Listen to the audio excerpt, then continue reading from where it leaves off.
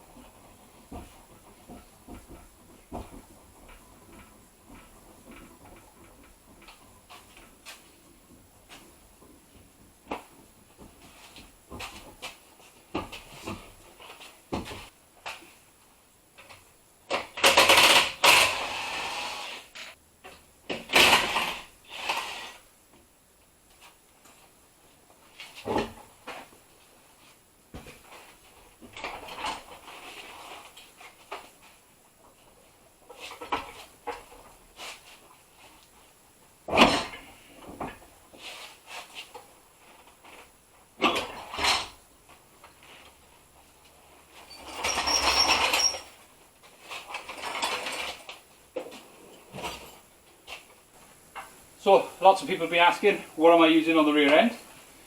The answer is this. This is off a 350Z. I got it cheap, like really cheap. The whole subframe was, I think, 25 quid. I think I paid just over £100 for the diff. And then I had these really cheap coilovers for about 80 quid. I've also got some standard suspension if I want that. I only paid like 30 quid for that, I think. So overall, this is a fairly cheap solution. Came with handbrake cables and stuff, so I bought calipers for it. They were expensive because they're Brembos and everybody loves Brembos. But I think it's about time I showed you how this is actually on the car. It's very simple, but it does require a bit more work now that I've actually got to mounting this properly, because currently it's only got some mounts that have been tacked in. So come with me under the car again and we'll see what I've done. So the 350Z subframe only really mounts in four places, plus the shocks and springs. We've got one mount there, and two over there, which are in identical places. So what I did was done a lot of research and actually realised that the frame rails of the Focus actually line up pretty much exactly with those front mounts on the 350Z subframe. So I just made these briefly, tacked them in to see if it would all work, and as you've seen, it did. So now I just need to beef these up to make sure these are in the right place. What I'm thinking of doing as well is actually raising them up about 20 mil, because the car is sitting a little bit too high, or the subframe is sitting a little bit too low. So about 20 mil off here and corresponding there, and we'll move it up. But it does mean putting that thing in and out a lot to make sure this point doesn't move. I may even make a jig to match, to cross-reference all of these to save me messing about with the subframe and have something a lot easier. So what I think I'm going to do first is actually unpack all this, get all this rubbish out, see what the damage is. As you can see, there's daylight there. That's from inside the car.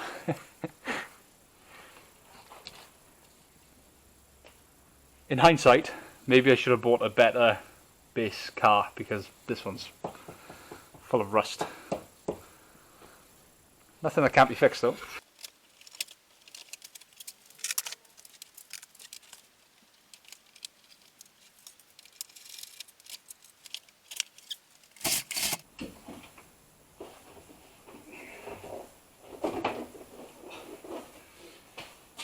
Come on, look at this.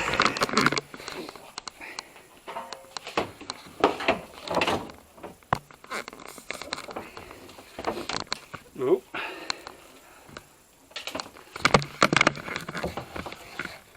I thought my welding was janky. Look at this. There's a hole there. That's a seatbelt mount. Good lord, how did they get away with this? I fear new arches may be in the pipeline, because it's the same here. This has already had a patch. It's also had a patch this side. So we've got a bit more fixing to do.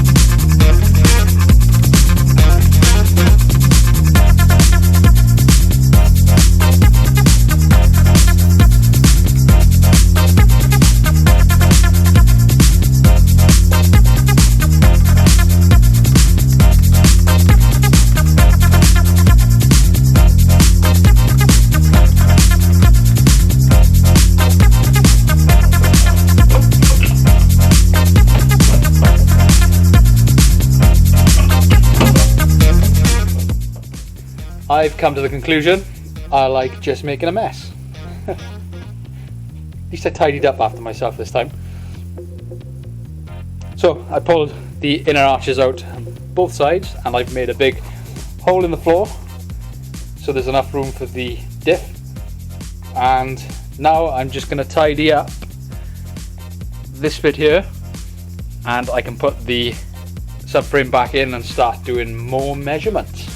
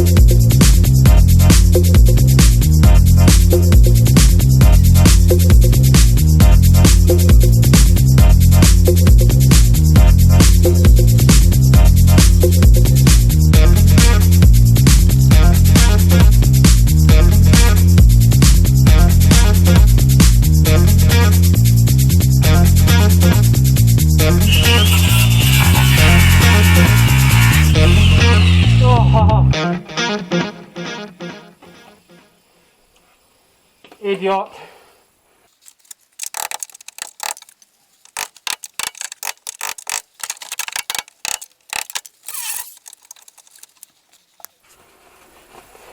I don't know if you caught that, but I'm an idiot. I cut the cables. So I'm going to have to get a new real loom for this, or I'll tidy them up. This is all going to have to come up here anyway because of the plans I have for the fuel tank. But I done a dope.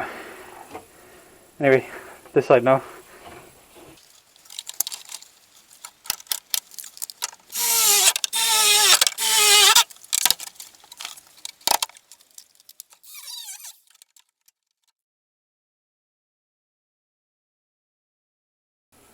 Now that I've cut all that out, I'm going to put this subframe back in just to take some measurements and to sort of see where the lie of the land is. I'm going to do some more cutting, some more fabricating, and then I can think about a fuel tank.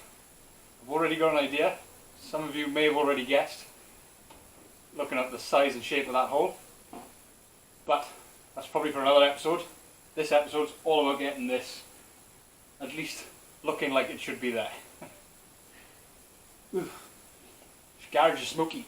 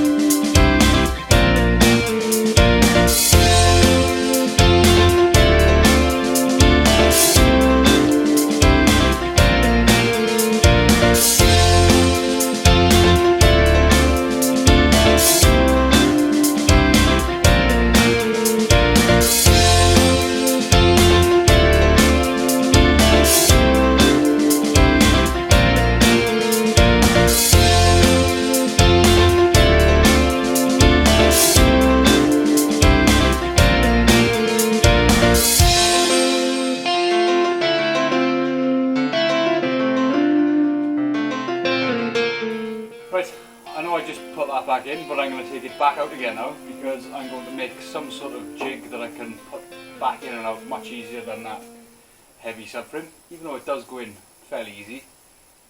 With that pattern, using some steel bar and some rounded nuts. So there's some nuts that I've walled out. So they go over the mounting points, get welded to this. That means all the mounting points stay in the same place, providing I keep two on the car at any one point. Then I can raise the mounting points up about 50mm, which is what I've calculated I've got enough room for, with the fuel tank that I'm going to use and lots of other considerations.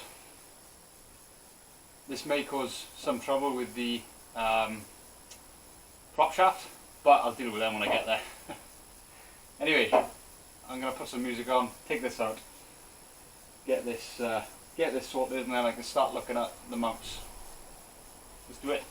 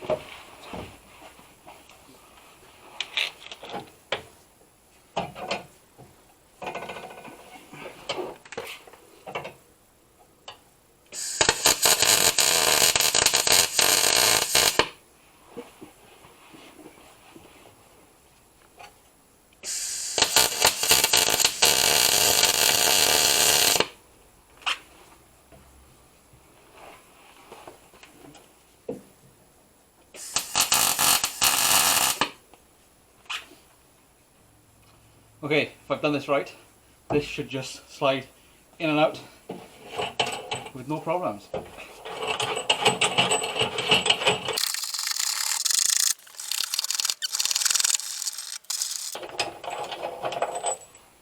Okay. Always one in there. Always one. Tap, tap.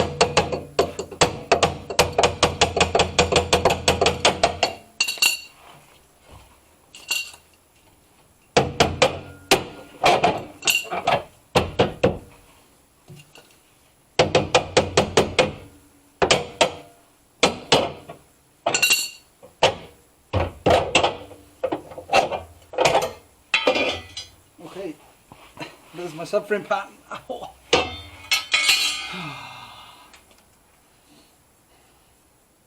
Now it's going to go back on. What this allows me to do is take one of these mounts off at a time, but still have a reference mark for it. So that means I can take this off, raise it 50mm or 50mm, and this will stay in the same place. Same goes to the rest of them, so by the end I should have raised it all by 50mm. Right, that's enough for today. That episode's long enough. Next one is already in production. So the next one's going to show you how I bolt it all up and the measurements and how it works, maybe. When it's done, it's done. I'll post it. In the meantime, like, subscribe, do all the stuff there, and come back next time and you'll see.